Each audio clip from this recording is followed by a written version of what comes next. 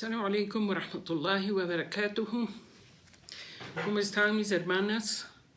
Bienvenidas a la entrega de hoy día viernes con la explicación de las ayat 151, 152, 153 de Surat Los Rebaños. Damos inicio, inshallah, enseguida a nuestra clase. Bismillah ar-Rahman ar-Rahim, walhamdulillah rabbil alameen, wassalatu wassalamu ala sayyid al-mursalin, Muhammad sallallahu alayhi wa sallam.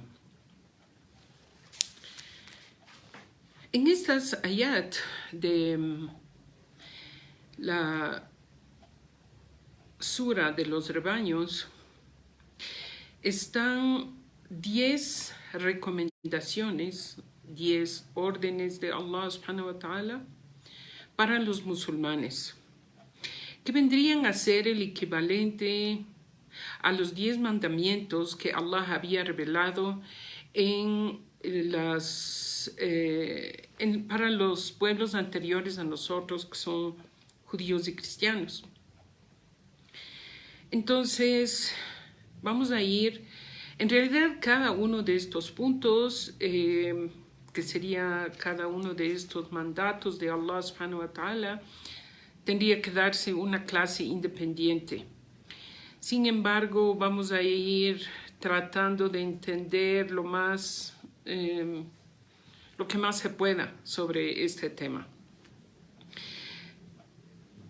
Entonces, las ayat inician de esta manera.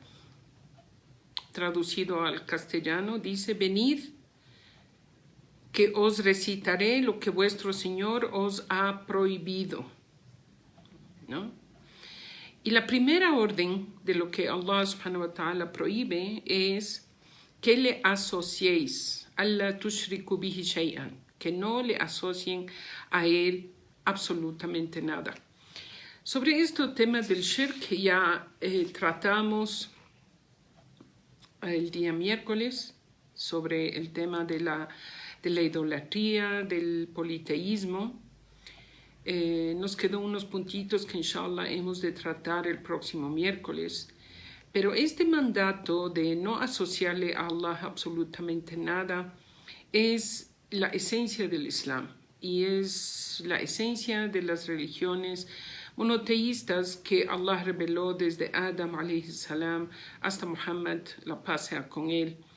Pilar esencial de no atribuirle a Allah ningún tipo de deidad o pedir favores o rendir culto o cualquier tipo de esas cosas que son una manera de adorar a Allah subhanahu wa ta'ala. El segundo punto que Allah menciona aquí es wabil walidaini ihsana. Sed buenos con vuestros padres. Este segundo mandamiento de Allah subhanahu wa ta'ala con los musulmanes está mencionado no solo en estas ayat, sino también en muchas otras ayat del Corán y en sin número de hadiths del profeta Muhammad sallallahu alaihi wasallam, donde indica a los musulmanes que se debe tratar de la mejor manera a los padres, especialmente cuando estos padres ya llegan a la vejez, a una senectud, que ellos ya no pueden valerse por sí mismos.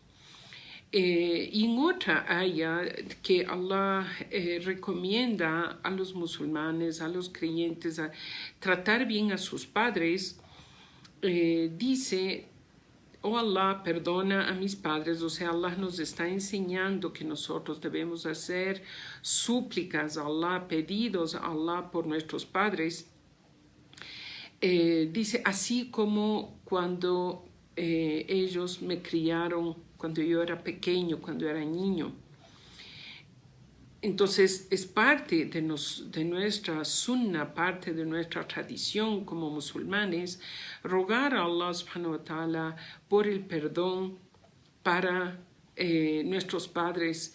Y Allah nos pone en esta aya un recordatorio de que cuando nosotros éramos niños y nosotros no podíamos valernos por nosotros mismos, quienes nos cuidaron, quienes nos protegieron, quienes nos brindaron todos sus cuidados y sus fuerzas y todo lo que tenían a la mano, eran nuestros padres, ¿no? Cuando éramos nosotros pequeños, en especial el rol de la madre. Y ¿por qué Allah menciona esta parte de cuando éramos niños? Porque los seres humanos tendemos a olvidar, es parte de ser humano olvidar, ¿no? Uno olvida muchísimas cosas, no es que nosotros nos acordemos de todo lo que ha pasado en nuestra vida, los detalles, muchas cosas nos acordamos, cosas esenciales, cosas que nos han impactado, nos acordamos, y hay cosas que nos acordamos ocasionalmente. Tampoco es que nosotros tenemos pendiente en nuestra mente todo el pasado, ¿no? Entonces es parte de ser humano olvidar. Y por eso Allah subhanahu wa ta'ala nos hace una mención de que cuando nosotros éramos niños. Y si nosotros vemos, hacemos un análisis del ser humano, cuando nacemos estamos en una situación total de debilidad y dependencia de nuestros padres, especialmente de la madre.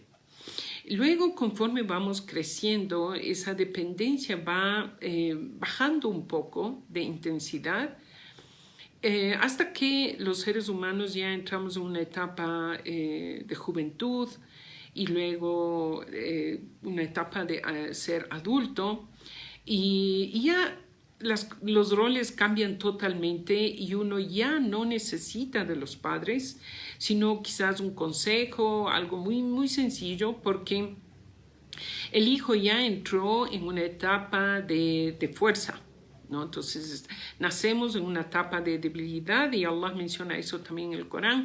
Luego uno llega a una etapa de fuerza y se culmina esa fuerza a la edad de los 40 años, ¿no? Entonces Allah dice وَإِذَا بَلَغَ أَشُدَّهُ, ¿no? Cuando llega a la etapa de la fortaleza máxima, وَإِذْ بَلَغَ 40 سَنَةً, cuando llega a la edad de los 40, es cuando la persona está en su total capacidad de fortaleza.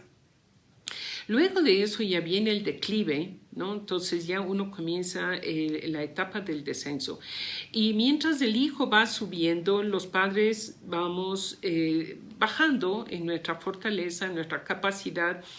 Y por eso es que Allah menciona esta aya de recordarnos cuando nosotros éramos débiles y ahora nuestros padres son los que están en esa etapa de debilidad y nosotros hemos llegado a una etapa de fortaleza.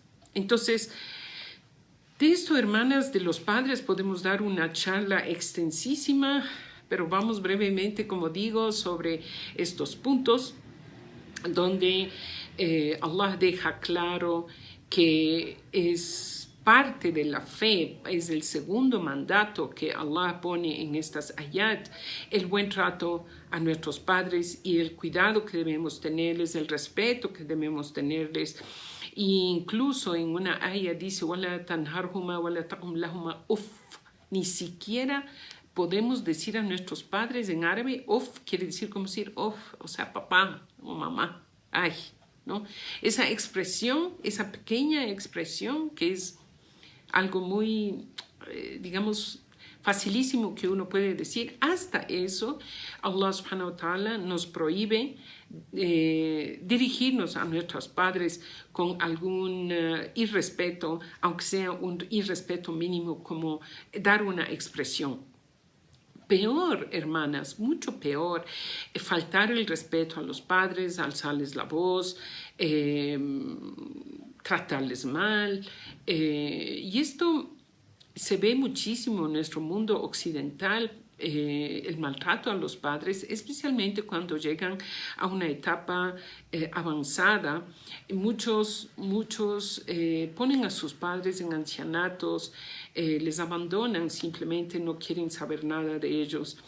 Y Allah subhanahu wa ta'ala pone énfasis en eso, ¿no? O sea, pone énfasis y que también, hermanas, nosotros debemos hacer una reflexión, que el que estuvo fuerte ayer, mañana, no quiere decir que va a estar fuerte. Y lo que ayer fuimos hijos, mañana probablemente seamos padres. Y el ejemplo que nosotros damos a nuestros hijos es cómo nosotros tratamos a nuestros padres. Entonces, si nosotros tratamos bien a nuestros padres, nuestros hijos verán que así ha sido de tratar a los padres. Entonces, somos el vivo ejemplo de cómo nosotros queremos después que nos traten, cómo queremos que nuestros hijos nos traten a nosotros después. Entonces, la vida es un círculo, hermanas, que uno está arriba, un tiempo arriba, otro tiempo va abajo, porque es la ley de Allah. Y Allah dice en el Corán, en otra ayah, tilka ayyamun nudawiluha bainan nas. Así son los días cambiantes para las personas para ser probados. Entonces, Allah nos prueba a nosotros en la fuerza, en la debilidad, en la salud, en la enfermedad, con la riqueza, con la pobreza. Son etapas que nos pasa a la misma persona. No es que la misma persona siempre va a estar bien y la misma persona siempre va a estar mal. No. La misma persona tiene estas diferentes etapas de prueba a lo largo de su vida, desde que nace hasta que muere. Son etapas de prueba continua que Allah nos pone. ¿Y por qué? ¿Por qué es eso? Es por la justicia de Allah. Es por la justicia de Allah, de cómo Él nos va a juzgar en el día del juicio final. Entonces uno puede decir, es que yo siempre fui rico, o yo siempre fui pobre, o yo siempre fui enfermo, o yo siempre fui fuerte y tuve salud. Y uno tiene un pretexto bajo eso de actuar de cierta forma. Entonces Allah, por su justicia y su sabiduría, es que en ciertas etapas de la vida nos da cierto tipo de comodidad y nos quita otro tipo de comodidad, ¿no? Entonces es como nosotros como humanos reaccionamos ante las diferentes pruebas y situaciones en que Allah nos pone en el camino. La tercera orden de Allah en esta ayah dice: y وَلَا تَقْتُلُوا أَوْلَادَكُمْ خَشْيَةَ إِمْلَاقٍ. La tercera dice: no matéis a vuestros hijos por miedo de empobreceros. Y Allah concluye: ya os proveeremos nosotros. O sea, Allah es quien provee a ustedes y a ellos. Ya. Ahora, aquí en esto, antes, en el tiempo preislámico, había una costumbre horrible de, no todo el mundo, pero habían ciertas personas que asesinaban a sus hijas recién nacidas por temor a vergüenza o por temor a que cuando crezcan sean llevadas esclavas y violadas por las otras tribus, porque había un montón de tribus que se mataban las unas con las otras y tenían guerras continuas. Entonces tenían esa costumbre horrible de matar a sus hijas. Pero también esta orden, si ustedes ven, Allah no utiliza la palabra hijas, o sea, se refiere solamente a las hijas mujeres, sino que Allah está hablando aquí a sus hijos, aulad, como hombres y mujeres. Ahora, ¿cuántas veces, hermanas, hoy en nuestra vida, en la sociedad contemporánea, hay mujeres o padres que abortan, piden que sus hijos, o sea, las mujeres aborten por temor a que no pueden mantener a veces, o a veces por la deshonra, o a veces toda esta tendencia que últimamente hay en las sociedades de no queremos... no queremos responsabilidad, eso es la verdad. O sea, no queremos ningún tipo de responsabilidad, y yo, especialmente en Europa, y es una tendencia que llega a Estados Unidos y luego a América Latina y en algunas partes del planeta también, se hace este tipo de práctica horrible que son los abortos, el asesinato a los hijos por temor a la pobreza o por temor a tener que hacerse cargo de un hijo. Entonces Allah subhanahu wa ta'ala, como su tercer orden, es que uno debe preservar la vida de nuestros hijos. Y algo que Allah nos habla al intelecto y al corazón es que no somos nosotros los que traemos el sustento. Es verdad, nosotros salimos a trabajar, cumplimos ciertas horas de trabajo en las oficinas o donde nos toque, pero el que realmente da el sustento es Allah. Allah es el proveedor. Allah es quien provee a toda la creación, no solo a los seres humanos, a toda su creación. A los animalitos, hasta la más hormiga infeliz, chiquitita, que uno casi no le puede ver con sus ojos, tiene su sustento. Todo tiene su sustento. Allah es quien da el sustento. Si los seres humanos llegáramos a entender este concepto, que Allah es el proveedor, muchísimas cosas en la vida cambiarían para bien. Muchas veces las personas, por ejemplo, una orden de Allah del día viernes, hay una sura del día viernes, se llama el Jum'a, o sea, la orden de Allah del día viernes, que uno debe cerrar sus negocios para asistir a la oración del viernes. Y muchas veces las personas no cierran sus negocios o no asisten al Jum'a por temor a quedarse sin venta o sin trabajo si es que asiste al Jum'a. Allah nos dice que Él es quien provee. Allah es el proveedor. O cuando, por ejemplo, en ocasiones hay mujeres que están trabajando y usan su velo y les dicen de pronto, si usted sigue usando su velo, ya no queremos más sus servicios. Y ella se saca el velo porque dice, me voy a quedar sin trabajo, no voy a tener para pagar mis obligaciones. Pero si nosotros llegáramos a entender este concepto que Allah menciona en esta aya, Allah es quien provee. Entonces puede ser que pierdo ese trabajo, pero Allah me dará otra cosa a cambio en otro lugar, en otra situación, en otra circunstancia. Entonces, entender que Allah subhanahu wa ta'ala es quien hace descender el sustento, y es algo también, hermanas, que está escrito 50,000 años antes de que nosotros nazcamos, antes de que Allah haya hecho la creación de los cielos y la tierra. Allah ya sabía o decretó quién va a vivir, cuántas almas van a nacer y el sustento de cada uno. Todo Allah ya tiene escrito y decretado.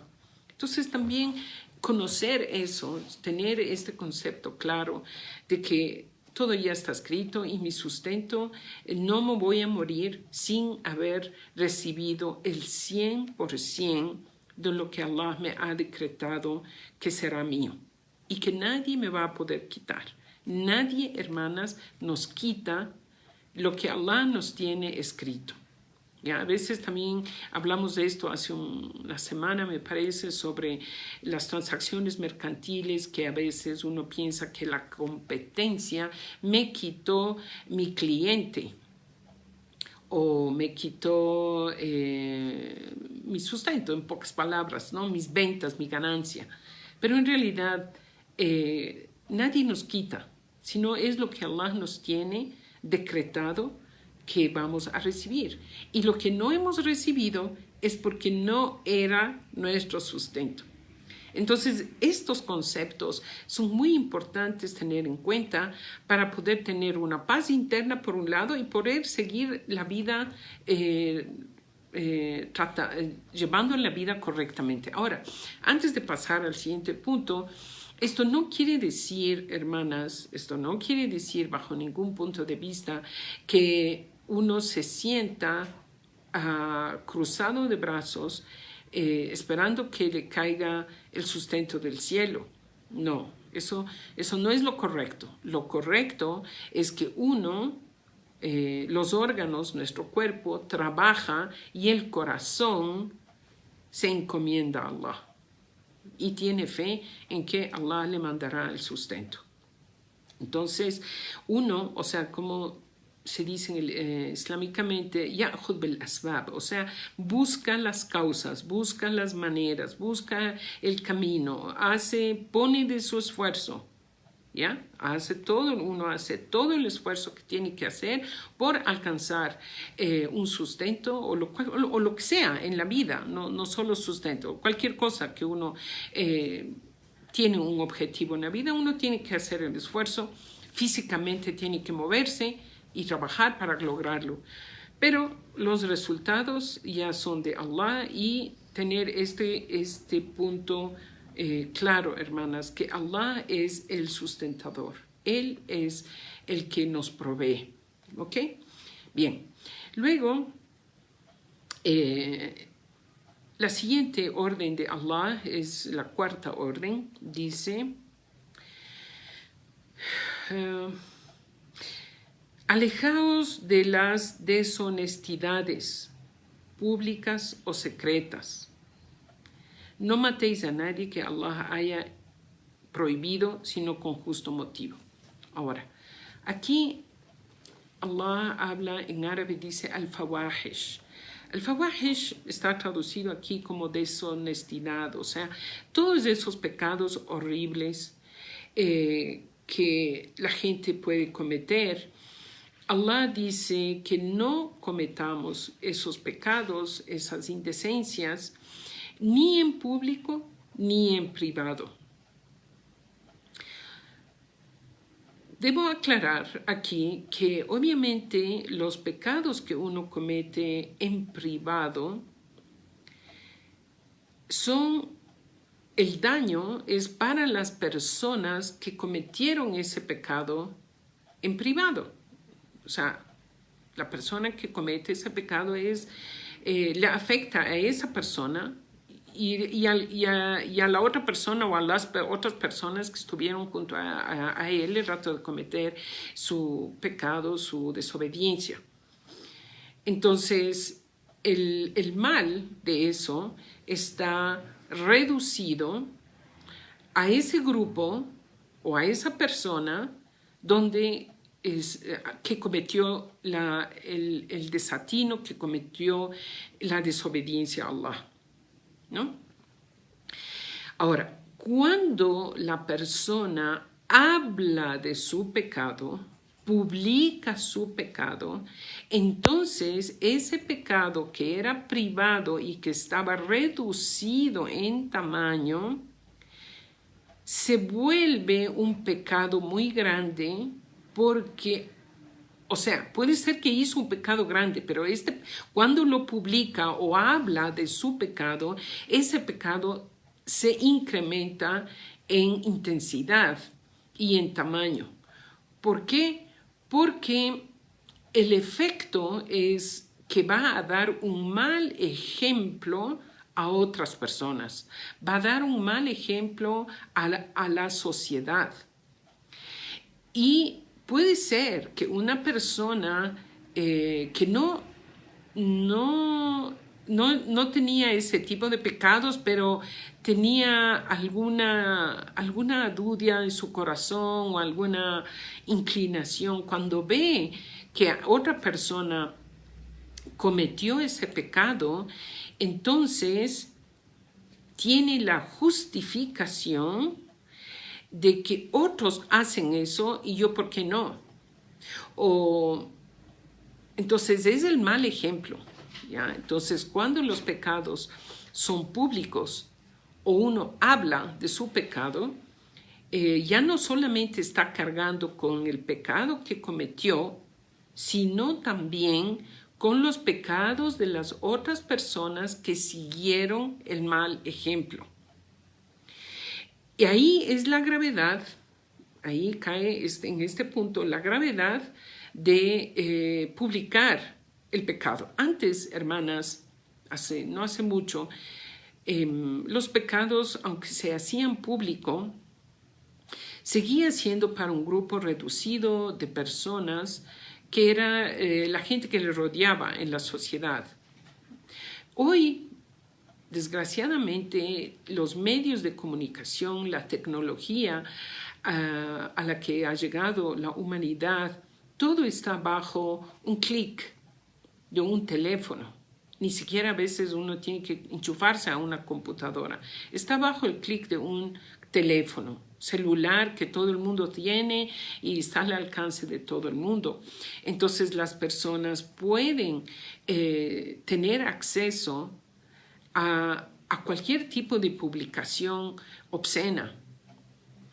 Entonces, y eso se multiplica por miles de veces por la cantidad de gente que puede ver y puede ser afectada, no solo en esta ciudad donde, digamos, la persona vive y publica, sino el Internet, el Facebook, el Instagram, todo eso está al acceso a nivel mundial. Todo el mundo tiene acceso y tenemos amistades en nuestros Facebook y nuestro Instagram y en el Twitter, gente quienes también serán, que viven en el otro lado, en Japón, en la China, en Indonesia. Entonces, estos pecados que la gente comete y los publica ya tiene no solo el impacto en una pequeño círculo o una pequeña sociedad, sino ya se hace una cosa mundial. Y obviamente nadie, hermanas, está en capacidad de cargar semejante carga de pecados de otras personas y tener que rendir cuentas a Allah en el día del juicio. O sea, ya con nuestros pecados tenemos más que suficiente. Y que Allah nos perdone, y es algo que nosotros debemos trabajar todo el tiempo pidiendo a Allah perdón y por nuestras faltas y que nos acoja con misericordia. Entonces, no nos hace falta cargar con malos ejemplos que hemos dado a otra gente y cometen esos errores por culpa de nuestras publicaciones y nuestros pecados se multiplicarían por N veces. O sea, solo Allah sabe la cantidad sin número en realidad de pecados que uno puede estar cargando y uno ni siquiera está enterado o ni siquiera está consciente, esa es la palabra, está consciente de eso. Entonces, cuando Allah subhanahu wa ta'ala aquí dice no se acerquen, no dice no se acerquen a las indecencias, al haram, ¿no? ¿Qué quiere decir no se acerque? No dice no hagan, porque ya hacer es que ya se metió ahí en el pecado. Allah dice no se acerquen. Entonces todo camino que lleva al haram, islámicamente, uno no debe ni siquiera dar el primer paso. Peor, echar la caminata hasta llegar a ese haram. Y el Islam en general es una religión de prevención. También es una religión que tiene cura, obviamente. Pero básicamente es una religión de prevención. O sea, Allah nos previene antes de que suceda.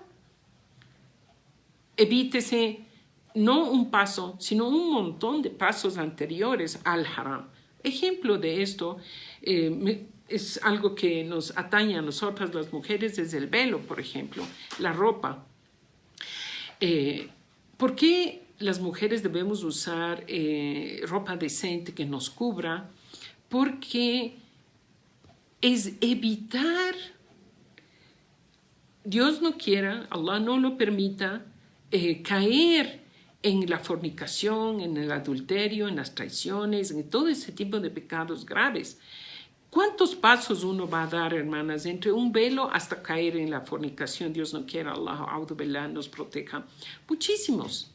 Sin embargo, Allah nos pone desde el principio esta prevención, que es para que no entre por los ojos de los hombres la atracción hacia una mujer.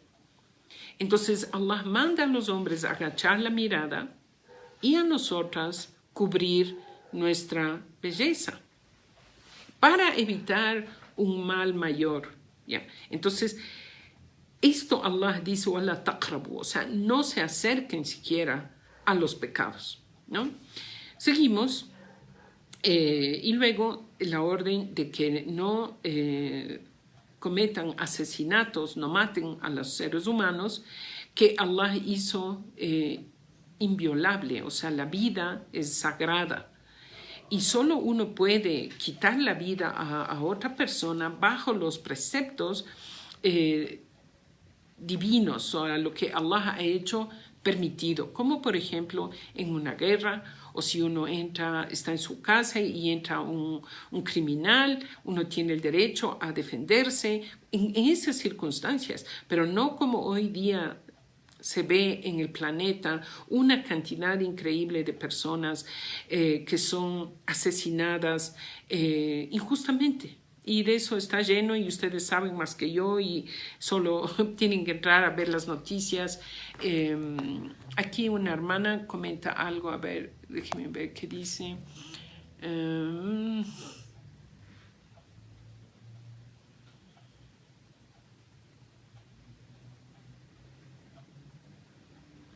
Sí, aquí una hermana comenta, o sea, me está dando la razón de lo que acabo de explicar. Sí, hermana, así es. Entonces uno como muslim también tiene el amana, ¿no? Es un amana, algo que está sobre nuestros hombres, dar un buen ejemplo. O sea, nosotros como musulmanes debemos dar un buen ejemplo a la sociedad que está en nuestro entorno.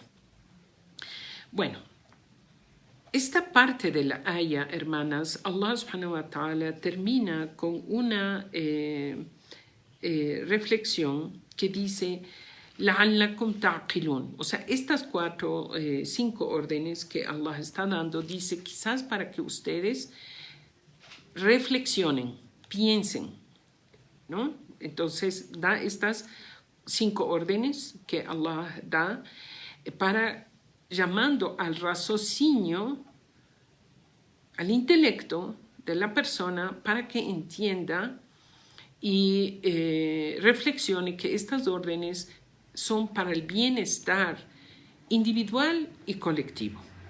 Luego vienen 4 órdenes más, entonces hasta aquí van 5, de ahí vienen 4 órdenes más que dice Allah. No toquéis la hacienda del huérfano, o sea, los bienes del huérfano, sino de manera conveniente, hasta que alcance la madurez. Ahora,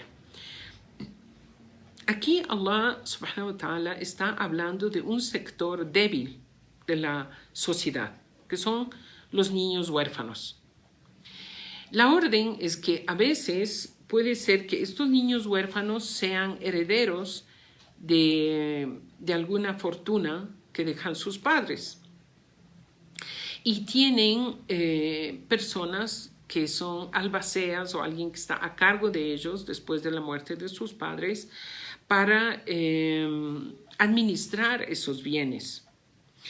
La orden de Allah, y esto está en otras suras también, en otras ayat del Corán, Allah menciona en la sura de las mujeres, Allah menciona también esto bien en detalle, cómo uno debe administrar los bienes de los huérfanos. Entonces, Allah dice que los que están encargados de administrar esos bienes de los huérfanos deben hacer trabajar ese dinero. Y que ese dinero trabajado rinda utilidad y que de esas utilidades se mantenga a estos huérfanos. ¿Por qué? Porque si el encargado simplemente saca dinero de esa fortuna hasta que el niño llegue a su etapa adulta, bueno, no adulta, sino a su madurez y ya puede hacerse cargo de su dinero, de su herencia, probablemente ya su herencia mermó muchísimo o a veces puede ser que hasta se haya consumido todo. Entonces, la orden de Allah es que las personas que se quedan a cargo de las fortunas de los huérfanos tienen que ser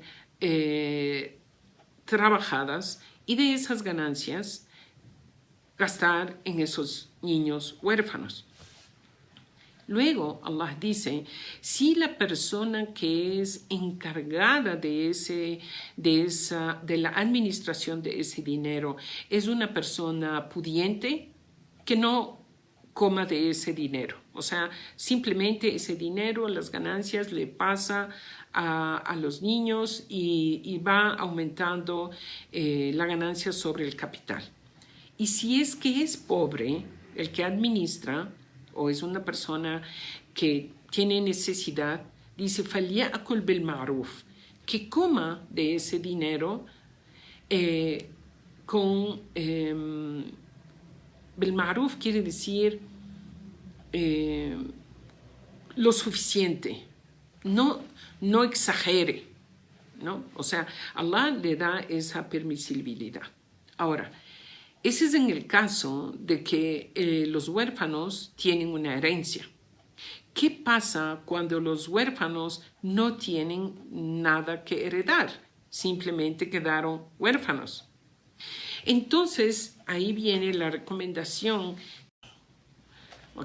Ahí viene la recomendación que el profeta sallallahu alaihi wasallam dijo: aquel que se haga cargo de un huérfano, y puso sus dos dedos así, ¿no? Puso sus dos dedos juntos, dijo: estaremos juntos en el paraíso, al mismo nivel.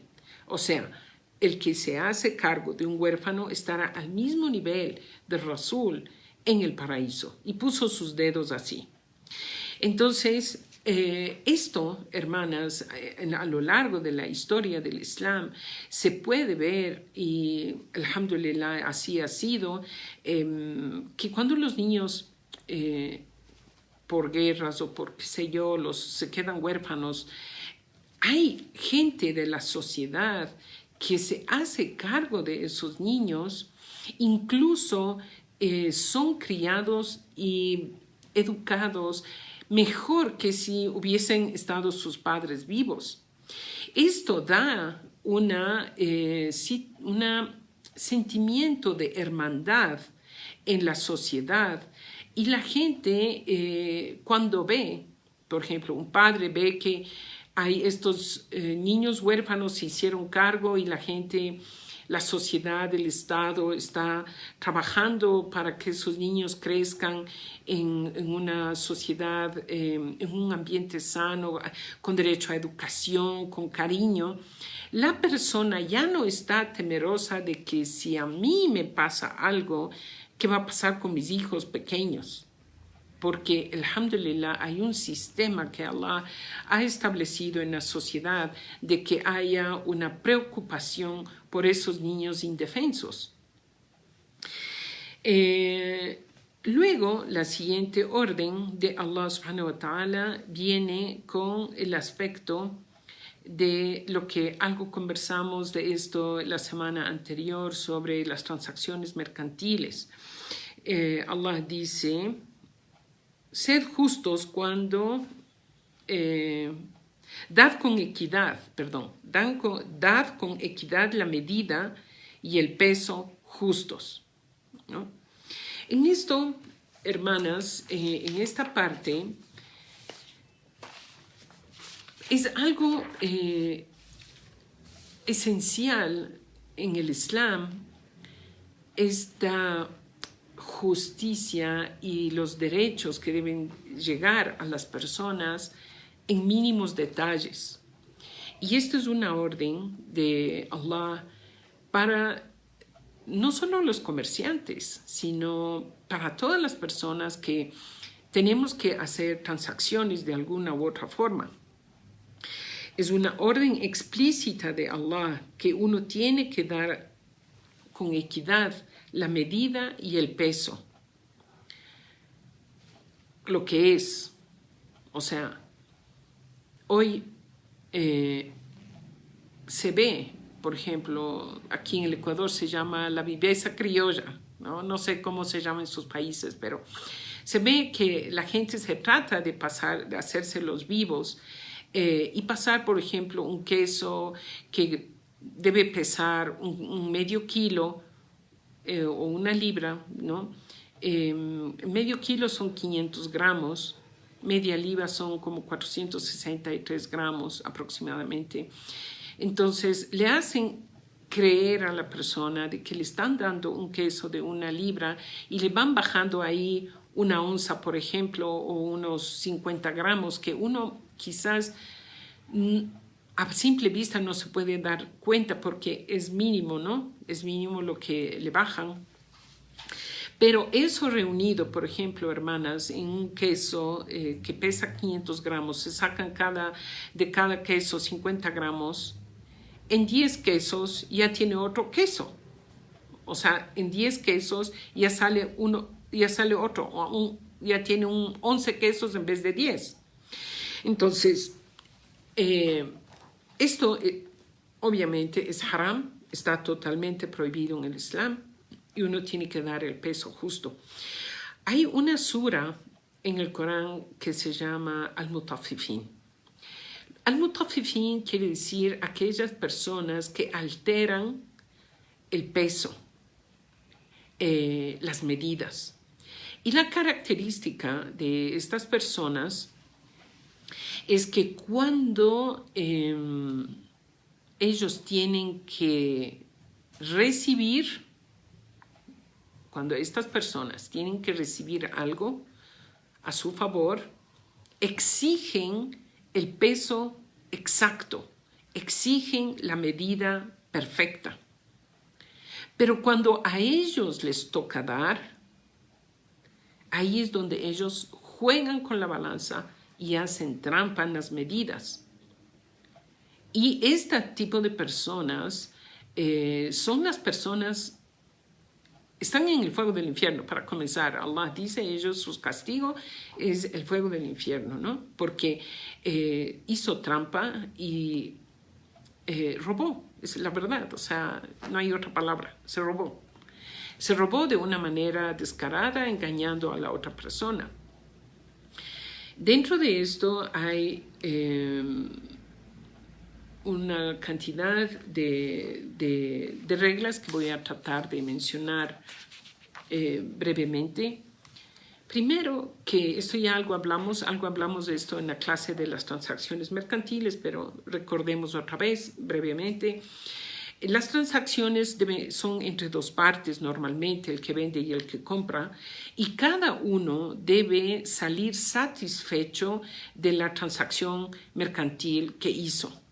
¿Ya? ¿Esto qué quiere decir? Quiere decir que tanto el que pagó como el que compró, el que vendió como el que compró están satisfechos con la transacción. O sea, cada uno recibió su derecho. Eso quiere decir, cada uno recibió su parte. ¿Ya? Entonces, si uno va a vender algo que tiene un defecto, uno tiene que aclarar y decir, mire, esta tela, por ejemplo, tiene este defecto, tiene aquí una falla. O por ejemplo, si uno está vendiendo comestibles, decir, no está tan fresco, no es fresco de hoy, es de ayer, pero está fresco todavía. Aclara. O lo que hoy, alhamdulillah, ya hay una regulación en el mercado, le ponen la fecha de fabricación y la fecha de entrega, pero esto ya es algo reciente, o sea, eso antes no había, pero islámicamente, alhamdulillah, Allah eso hizo claro desde el inicio, ¿no? Entonces, uno tiene que indicar que tiene fallas y obviamente debe dar la opción al cliente, si es que él quiere comprar con falla, uno le baja el precio. Y si no quiere con falla y quiere de primera calidad, obviamente uno como vendedor tiene que dar la opción de dar de primera calidad sin tipo de falla. Otra cosa, tampoco es permitido en las transacciones de compra-venta hacer juramentos, ¿no? Hacer juramentos y decir, juro por Allah que esto costó esto, o lo que sea, o hacer cualquier tipo de juramentos, o esto vino de Japón cuando en realidad vino de la China, y cosas de ese tipo de juramentos en falsedad, eso es haram, ¿no? El principio es que puede ser que un juramento haga que la transacción funcione, pero ahí se retira, Allah retira la bendición de esa transacción, esa parte que no es tangible, que es la bendición de Allah en la transacción. Otra cosa que en este aspecto es haram es vender o comprar cosas robadas, porque por obvias razones, o sea, está robado, esto no pertenece al que está vendiendo, se robó de alguien, entonces no podemos hacer comercio con cosas robadas. El interés, que hablamos ya eso extensivamente en la clase anterior, no podemos nosotros, digamos, trabajar o tener cierto tipo de transacciones donde generan interés. Ahora, en esto, hermanas, en este punto, hay un asunto que si uno compra al contado una mercadería, por ejemplo, usted va a comprar una cocina o una refrigeradora, le dicen si es al contado cuesta 500, pero si es a plazos cuesta 600. Esa diferencia, hay unos sabios del Islam que dicen eso es interés, pero otros dicen que no es interés porque no es lo mismo que una persona reciba el dinero de contado por su producto a tener que esperar, por ejemplo, un año, si uno vende a plazos de un año, la cocina y va recibiendo cuotas mensuales, no es lo mismo. Entonces, unos sabios dicen eso no es interés y eso es el precio del producto al contado o a plazos. Ahora, dentro de esto, hermanas, sí ha habido lo que se llama abuso en estas cosas y juego y trampa en esa situación. Ahora, si uno va y compra volvamos a la cocina. Si usted va al local comercial y en el local comercial le dicen el precio de la cocina de contado es 500 y a plazos de 600 y ellos como empresa le dan crédito a un año, por ejemplo, eso es halal. ¿Ya? Estamos, inshallah, eso está permitido, inshallah. Wallahu a'lam. Pero, ¿dónde ya entraría una situación haram? Es si es que esa cocina se compra a través de un banco, por ejemplo, ¿no? A través de un banco, uno compra la cocina, o normalmente son cosas grandes como carros, como cosas así. Entonces, el banco le paga a la empresa de contado y le presta a usted dinero para que usted siga pagando a plazos. Entonces, ahí la transacción es que es dinero por dinero, ya no es dinero por cocina. ¿Está claro? En el primer caso, si la empresa le da a usted plazo y usted va cada mes, paga la misma empresa, eso es halal. Pero si es a través de un banco, como son las tarjetas de crédito hoy en día o algo de eso, ya ahí es interés sobre dinero, hermanas. Entonces eso hay que tomar en cuenta, que Allah nos guarde y nos proteja de hacer transacciones que no son halal. Y en realidad cuando Allah pone estas reglas es porque quiere protegernos a nosotros como individuos, como personas, de que nuestros ingresos, nuestro capital se mantenga, ¿no? Y que no sea eso usufructuado por usureros, que ya de eso hablamos hartísimo la semana pasada. También dentro de estas transacciones también está prohibido el soborno, ¿no? Sobornar a alguien es haram. O sea, sobornar es ir donde alguien para que pase por alto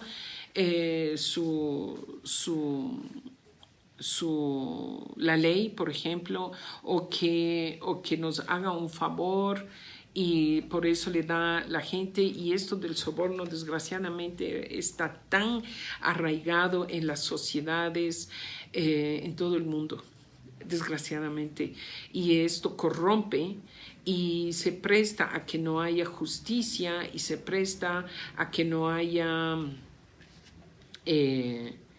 equidad en la sociedad y se presta para muchas cosas indecentes. El siguiente también en este aspecto es el despilfarro. El despilfarro que se supone que es algo de nuestros bienes, ¿ya? Nuestros bienes, debemos también entender, hermanas, que Allah nos dio estos bienes en calidad de amana, a pesar de que son nuestros. O sea, yo trabajo y me pagan mi sueldo, es mi trabajo, ese dinero es inshallah halal para mí, pero no quiere decir, hermanas, que con ese dinero que Allah me da a través de mi trabajo, yo puedo hacer flores, o sea, despilfarrar. Porque en una aya del Corán, Allah dice, ciertamente los despilfarradores son hermanos de los demonios. Innal mubadhirina kanu ikhwana shayatin. O sea, la gente que despilfarra su propio dinero, no estamos hablando de dineros ajenos, eso ya es robo. Pero si uno despilfarra su propio dinero, es como que fuese hermano de un demonio. O sea, quiere decir, es una actitud pecaminosa, porque el despilfarro a la larga termina en que la persona termina pobre. En algún momento dado de su vida tuvo mucho, pero despilfarró en cosas que no eran necesarias y se le acabó el dinero. Así de sencillo. Entonces el israf, el despilfarro, es haram. Otra cosa dentro de este aspecto también es el tipo de empleo. El tipo de empleo, obviamente uno no puede trabajar en lugares que son haram, que son pecaminosos. No puedo trabajar en un banco donde lo que genera el banco es usura. Entonces mi sueldo va a ser pagado con un dinero de usura. Entonces, como musulmana, no debo trabajar en un banco. No puedo trabajar en una discoteca. No puedo trabajar en una licorería. No puedo trabajar en cualquier tipo de trabajos que son haram, que son ilícitos, que Allah los hizo haram. No se puede trabajar en eso porque ese dinero tiene un origen ilícito, un origen pecaminoso y por un lado y por otro lado estaría ayudando a que esos pecados sigan incrementándose. ¿Ya? Cualquier tipo de trabajo que uno haga en una discoteca, en una licorería, en un banco, todas esas cosas, está la persona ayudando a que florezca ese haram. Entonces, obviamente, uno como muslim no puede aceptar esos trabajos y el camino del halal, hermanas, es grande, es amplio. La mayor cantidad de cosas en la vida Allah hizo halal y solo poquitas cosas son prohibidas. Entonces, no es que uno dice, es que no encuentro otro trabajo sino solo en un banco. No, sí hay otros millones de trabajos y millones de opciones. Busque el halal, Allah le va a dar. ¿Ya?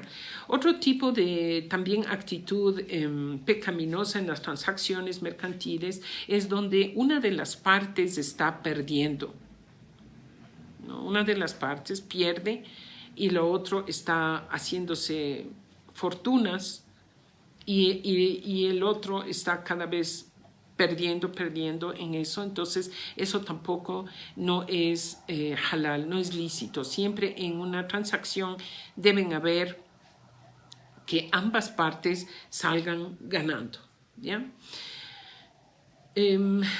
Por último, sobre esto del dinero y los empleos y todo eso, uno islámicamente cuando se presenta a un trabajo debe tener la capacidad para hacer ese trabajo, especialmente si son cosas judiciales, ¿no? O ejecutivas, o sea, como para asumir el mando de una nación. No puede cualquier persona decir, yo quiero ser presidente, yo quiero ser juez, sino que la persona tiene que tener una preparación para eso, porque va a hacerse cargo de un montón de situaciones que abarca a muchas personas. Y si la persona que está a cargo es un inepto y no está preparado, de eso ya vemos los resultados en muchas partes del planeta, desgraciadamente. Bueno, seguimos con esta, para terminar, inshallah, la siguiente parte.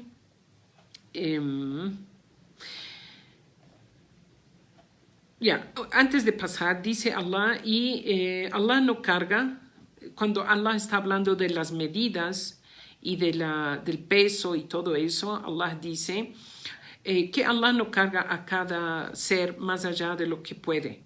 ¿Por qué Allah habla de esto, hermanas? Porque a veces, por ejemplo, vamos a comprar tomates.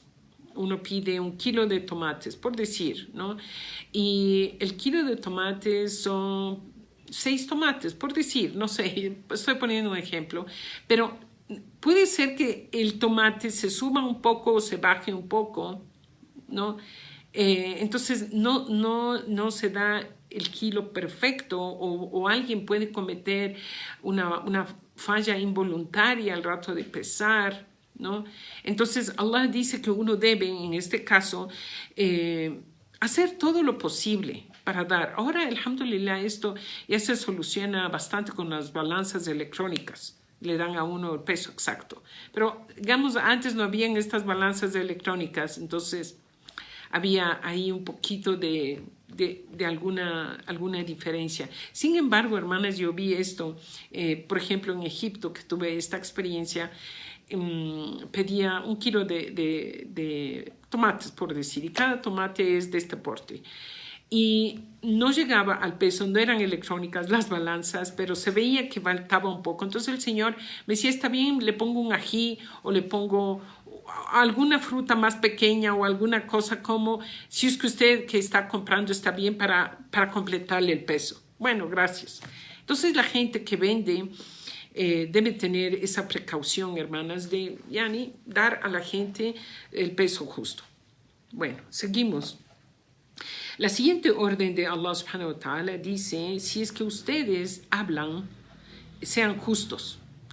Aquí hablan kultum, quiere decir también que son cosas de declaración, ¿no? Uno va a declarar, por ejemplo, un testimonio en un juicio o un shahada o una herencia o un fatwa o cualquier tipo de palabras que uno va a expresarse.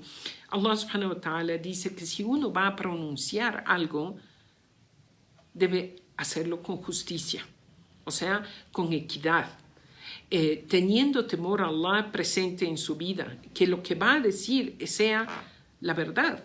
Entonces, no puede uno ir, por ejemplo, y prestar un testimonio en un juicio a favor o en contra de alguien y eso le puede traer a la otra persona un perjuicio.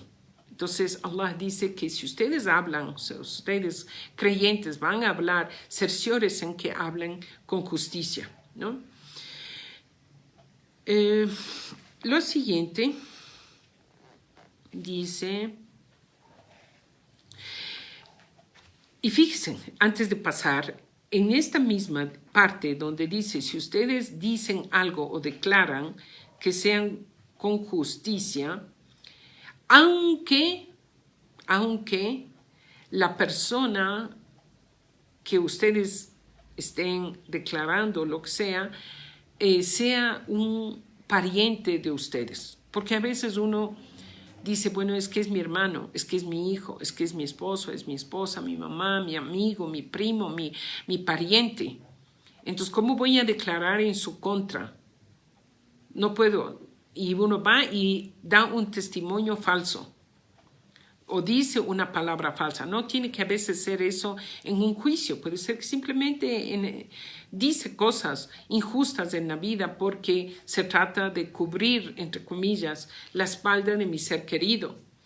Pero Allah subhanahu wa ta'ala aquí explica que el rato, o sea, que si uno hace eso, en realidad no le está haciendo un favor a ese familiar, sino que le está enseñando a ser injusto.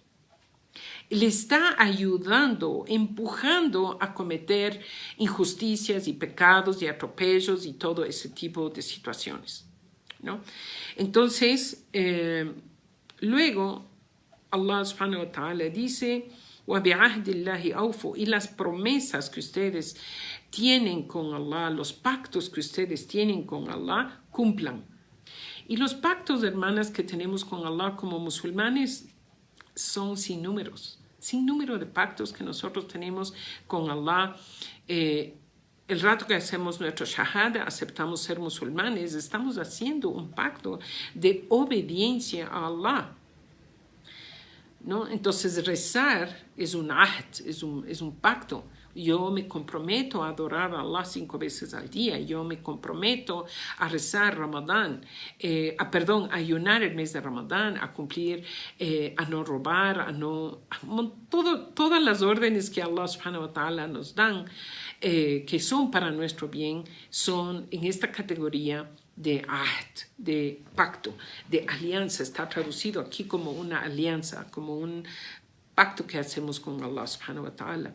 Y el pacto más importante que tenemos con Allah es el monoteísmo, creer en un solo Dios, no asociarle a Él absolutamente nada, sin en la adoración ni en pedir ayuda o socorro o perdón, solo se pide a Allah.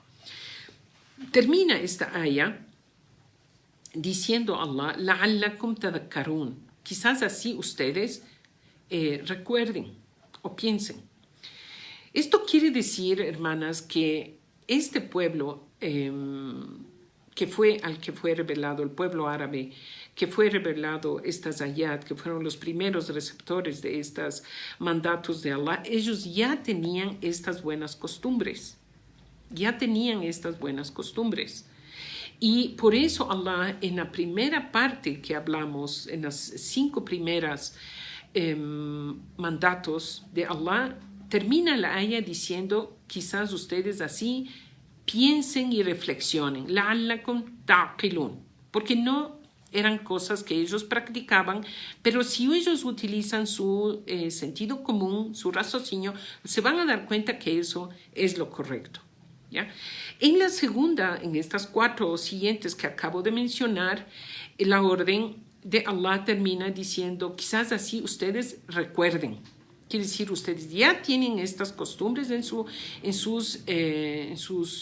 medio, en su sociedad, pero es un recordatorio para que ustedes las perfeccionen, las hagan de la mejor manera.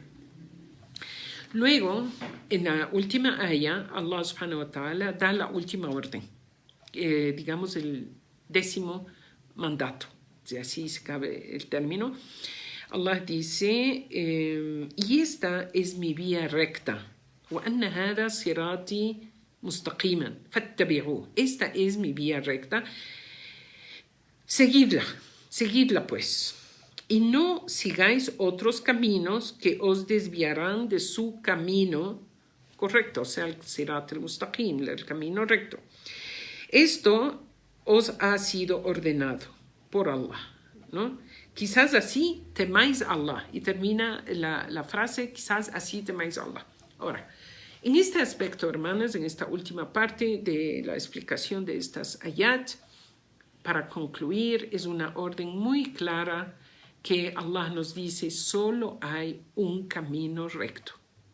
No hay muchos caminos, aquí mismo dice. ¿Ya?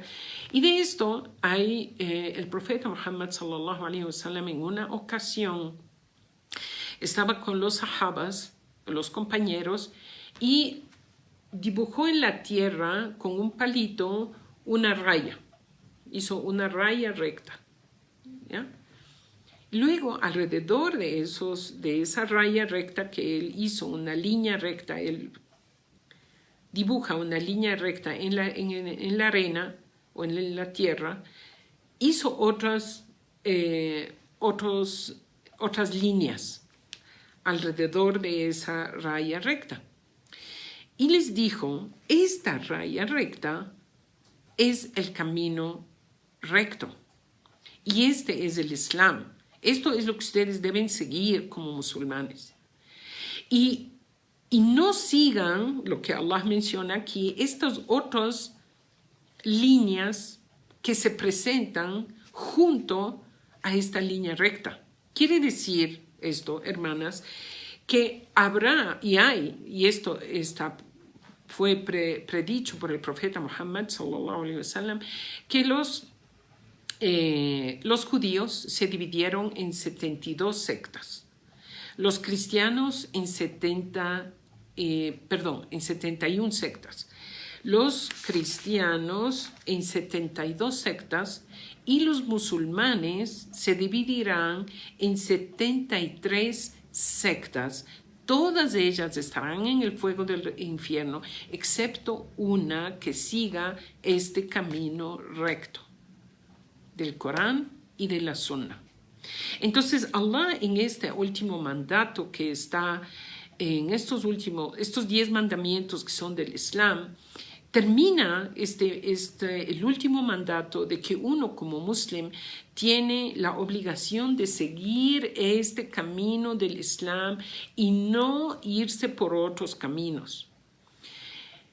Porque el profeta ya indicó que entre los mismos musulmanes habrán 73 sectas. Entonces, hoy en día nosotros escuchamos, no hoy en día, en realidad desde que después de la muerte de Rasul ya comenzaron a haber sectas, entre ellos los shias, por ejemplo, o lo que les dicen chiitas, que se proliferaron, mejor dicho, se iniciaron después de la muerte de Omar radiallahu anhu, en el tiempo de Uthman, comenzaron este grupo que se llama Khawarij, los que se salieron, quiere decir, y terminó siendo lo que hoy son los shias. Muchísimas cosas, hermanas, que algo mencionamos también en las clases anteriores. Cuando ustedes quieran saber, o sea, los que se dicen, por ejemplo, yo soy shia, usted es eso, usted es shia. Yo soy Ahmadi, usted es Ahmadi. No es muslim, usted es Ahmadi. Usted mismo se está diciendo que usted es Ahmadi, ¿ya? O yo soy Sufi, usted es Sufi. O sea, usted mismo se está poniendo ese nombre, ¿ya? Entonces, nosotros como musulmanes, hermanas, debemos seguir lo que dice Allah en el Corán y la Sunna, mantenernos alejados de este tipo de sectas que se van formando y pedir a Allah subhanahu wa ta'ala que nos mantenga en el camino recto y no nos permita, a'udhu billah, desviarnos. Y en realidad, hermanas, la mayoría de estas sectas que se formaron a través de los siglos y se siguen formando hoy, es solo por una razón, que es el deseo de poder, el deseo de liderazgo. Entonces, todos estos nos sirven porque lo que sirve es lo que yo digo o lo que dice mi sheikh. Y esto es una pugna, desgraciadamente, es una pugna que hay en la Umma, y rogamos a Allah subhanahu wa ta'ala nos ayuda a mantenernos en el camino, y lo que uno como muslim debe pedir continuamente a Allah es rectitud, nos mantenga en el camino Sirat al-Mustaqim. Eso por hoy, hermanas. Jazakumullah khair. Para las hermanas que veo que entraron un poquito tarde, les recomiendo que vean el video desde el principio, porque tiene muchísimas enseñanzas básicas como musulmanes que debemos conocer. Entonces, den un tiempito y vuelvan a poner el video desde el principio. Eso por hoy, hermanas. Jazakumullah khair. Siempre es un placer poder compartir con ustedes las enseñanzas de Allah. Rogamos a Allah acepte nuestros esfuerzos, los de ustedes y el mío, y que pese esto, inshallah, en la balanza de las buenas obras, y que seamos de las personas que escuchan las órdenes de Allah y las cumplen. Que Allah les bendiga, barakallahu fikum, jazakumullah khair, que Allah les recompense por su tiempo, su esfuerzo, y inshallah nos estaremos viendo el día lunes. Wassalamu alaikum wa rahmatullahi wa barakatuh.